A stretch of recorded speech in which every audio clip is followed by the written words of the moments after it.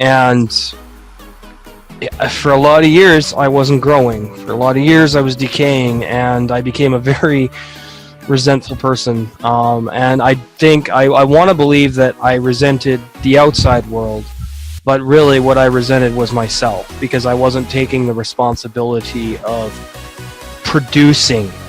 I was not producing. And with the amount of intelligence I possess and everybody else here, it was a crime against myself and everyone I could have helped with that time that I wasted it and did not produce. And that ties into what Kareem was saying. I wasn't looking within, and I was looking outside, and I was expecting things to happen out there without doing the work internally. And that's something that I've completely spun around and did a 360 with, is now I know that whatever I take care of on the inside will manifest onto the outside. And I'm lucky that I'm human. Some days I don't think so, but because of the amount of bullshit I have to put up with from some people, but and some of the shit that goes on in this world that shouldn't go on because of humanity. But anyway, I don't want to go on that tangent because we'll be here for 3 hours. So what I've realized, and a lot of this has come through people like Kareem and Dan and even Carl and Sean and Josh and everyone that comes on, and Adam too, is what are you smiling about? What am I smiling about at the end of the day? What am I grateful for at the end of the day? And I've been doing all the formulas in my phone, listening to affirmations and studying material and reading, and I feel good. I read for 4 hours today. And I was like, holy crap, because like I said, I don't enjoy reading, but I'm getting in the habit of enjoying it because I know that I have to. I have to read. I have to educate myself. I have to become more knowledgeable in my field. I've got to do it. And pushing through that barrier is going to get me to enjoy reading. And I'm going to want to pick up every book that is of interest to me and read it over and over and over again. So I'm grateful that I have the interest in personal development. I'm grateful that I have all of you guys as my friends, and I love each and every one of you so much that I wouldn't want to let anybody down here by not giving my best and not doing my best and not expecting the best of myself, because how can I be a good business partner to Kareem if I'm not doing that? I can't be. And he deserves nothing but the best from me because he gives his very best to me. So it's equal. And he's really helped me through a lot of stuff, and very lucky to have him as a friend, and everybody here. I'm lucky to have you all as my friends as well, and I just want you to know how much I appreciate all of you and what you bring to the show every week, and just wanted to say thanks. Anyway, moving on to Mrs. Frances Richardson. I want to know what you think of overnight success, and obviously it's not a reality, but how long has it taken you, Frances, to get from where you were to where you are now, and what are some of the steps you've taken to do that?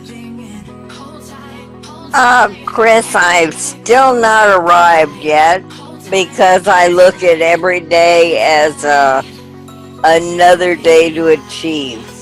Okay. But I think if you get complacent in where you are in life and you don't strive tomorrow or the next day, then you might as well turn your toes up and fold your hands, because you're pretty much dead to the world.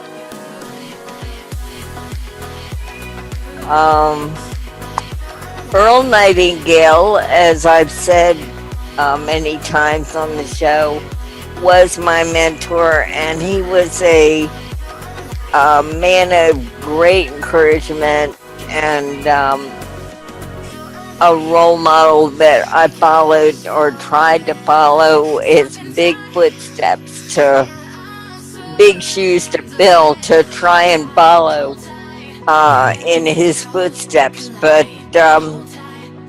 every day you just take your goals that you've set, and in some way, if you've met any part of that goal. You treasure your successes and you build on them the next day and the next day. Mm-hmm. And I've gotten to where I've gotten my home paid for, and I've gotten Congrats, that's good. a sense of financial freedom. And when you walk out on your grass and you can say, I own it, or you don't worry about every dime you're spending because you just learn to budget and you learn to live within your means and not outside your means. It's a different kind of comfort to yourself and those around you. Sure. That they see you not slovenly dressed and looking presentable when I go out with my husband or anybody else. I'd like to put forth a persona that I'm clean, that I'm well dressed, or my hair's done, because I think that you owe it to the people that you're associating with to represent them in a certain manner. I agree. And, it comes back to you. So, well said. That kind of thing, I think if I could pass on anything to anybody in the future that I deal with, it's have respect for yourself first. Yep. Because if you're not respectful of yourself and you don't have faith in yourself, you might as well throw in the towel and just go ahead and give yourself a pity party. Yep. I agree. I completely agree. All right. And now I've seen your mouth moving, Chris, but I don't hear any sound. I don't know why. That's weird. You should. I can hear him. A little bit. I hear him. Too. I hear you. I'm not Okay. hearing any sound. I don't know why, Fran, but everyone else I'll can hear me. back out and say goodnight Okay. to everybody. All right, Fran. Thank you. Good night. That's weird. I don't know why she couldn't hear me. Okay. I don't know either. I can hear you just like a bell. I mean, Cool. Yeah, same here. Okay. All right. I want to get Carl's thoughts really quick on this subject, and then we're going to move to Josh, and then Sean if he's available. Dan, you've chimed in, right? On overnight? Yes, on overnight success. Okay. A little bit. But Well, I don't want to go too much over an hour just because the editing's a pain in the ass. But yeah, go ahead, Carl. We'll chime in. Dan, you can chime in for a little bit, and then we'll go to Josh and Sean. Carl, go ahead real quick, bud. no, I've been around the marketing scene for 5-6 years, and I've fallen for so many hype tricks. Someone will turn around and say, "Oh, I got the best thing going." Mm-hmm. You do you? You know, but the thing is, they really they put it all hyped right up like it's the best thing there is. Like I joined a BTC, more than one BTC company, and I lost my shirt with it because they put so much hype. Oh, you're gonna make blah blah blah blah blah blah. But you know what? In the end of the story, the program dropped right out, and so they put so much hype on it. So, as far as I'm concerned, if you get into something, you have to research it, and I mean you really have to research it, and you also have to find out if the people that are hyping it up, if they're actually making anything. That's true. That's very true. Because if they're out there hyping it up and they're not making anything, and they're coming across like oh well, this is the best thing there is. I mean, when I first started with this first business that I did, the guy says, "Oh, you'll be rich. It's a utility business. All you have to do is call a bunch of these leads and people will sign up." No, it's not that easy. No. It's not that easy. It's retention rate, for one thing. You know, I mean, you get people signed up. Are they going to stay with you? Are they going to feel or are you going to give a bad vibration off? and in which they're picking up. When you're on the phone, you're picking up the phone, you're calling people, and you're giving a vibration off, and that vibration is negative, and they're feeling it through the air.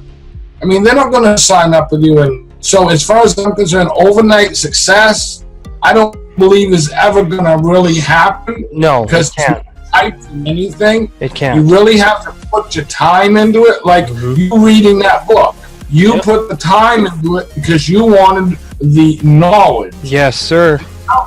Knowledge is the key factor in anything that you do. Yes, if you sir. don't have the knowledge to go do a job, learn the knowledge before you present it to others. It's true. Because if you don't present it to others in the right way, they're just going to get turned off. That's right.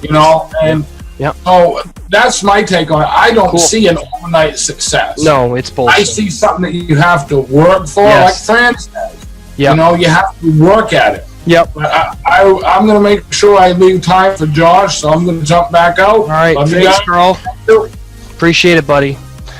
All right, Mr. Josh Bendowski. Are you there, my friend?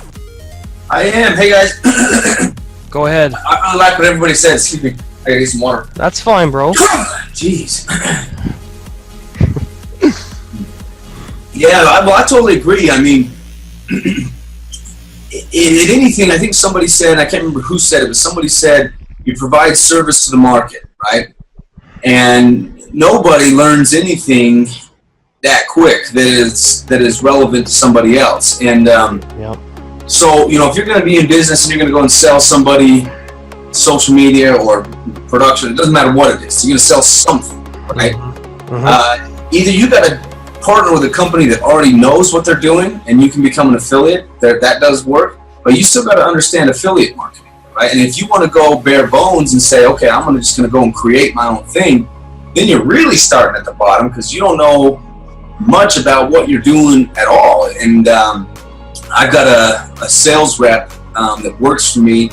Never been in business before, never done any kind of sales before. And I got to tell you, man, she's so novice that it's just hard. It's hard for her because she's never been in that environment before. So I totally agree. I mean, the skills that come with age and just being in something for, learning how to do something, even learning how to talk as a salesperson and to share confidence and other things like that. I mean, it's just without those skill sets of learning how to do whatever it is, and it does take time. Like, sure. I don't recall his name, but it took him 10 years. Adam Williams. Yep. That's not a lot of time, to be honest with you. I mean, no. For the achievements, that's pretty good. But but 10 years, I mean, it does take time. Everything takes time. Life just takes time. I mean, most of my mentors, and I think I've mentioned this many times up here, most of my mentors are in their 60s. Those are the people that I like to learn from because they are smart guys. Right. I just picked up another mentor. I won't say his name, but he is on the top 10 richest people in the entire world list, of top 10 Forbes top 10, and smart. Super smart. But he's not young. He's definitely young man. But and he inherited a lot from his father too. So he had a big head start above most people. But just imagine being on the top 10 list of the richest people in the entire world. Unbelievable. So I like to learn from people with life experience. And so as far as overnight success, I mean, you just gotta, anybody that claim to be an overnight success. I'm not saying you can't be taught to be successful. Obviously, our friend here that became a millionaire in 10 years, someone had to teach him. And if he had to learn that on his own, that probably would have taken him 30 or 40 years. And maybe never even arrive at where he ended up. But, with the right teachers, people that have been there, done that, you can make kind of those things happen. So that's all I had to say on that. Awesome. I agree with you. I agree completely. That was really good. And I also think that cultivating the no-quit habit. It's so easy to walk away, but then you spend the rest of your life wondering, why the hell didn't I just do it? Why did I stop? Because you may not be able to see the end result now, but that doesn't mean that you're not going to get that result, because if you put in the time, the work, the determination, the knowledge, the education, the application, the habits, you're going to get there. You can't fail. Failure doesn't exist to me. All it is an opportunity to learn and grow. That's how I see failure. And, you know, when Kareem and I started the Power Hour, we were just literally throwing shit at the wall and seeing what was going to stick. And yes, our YouTube channel is not at 3 million subscribers. That's fine. The YouTube channel is not our main focus anymore. We have an actual company, Rockstar Entrepreneurial Starters, and all the services we're going to provide and everything. That's what Sean's been helping us with. What separates us, what makes us unique, what are unique names for our services. Because millions of people do video production, millions of people do life coaching. So Sean's taken us aside and showing us how to structure it in an effective way to target the right demographics and be unique. And that's really, really helped us a lot. And Sean, you're here now. That's cool. Okay. I like it. Thanks, Josh.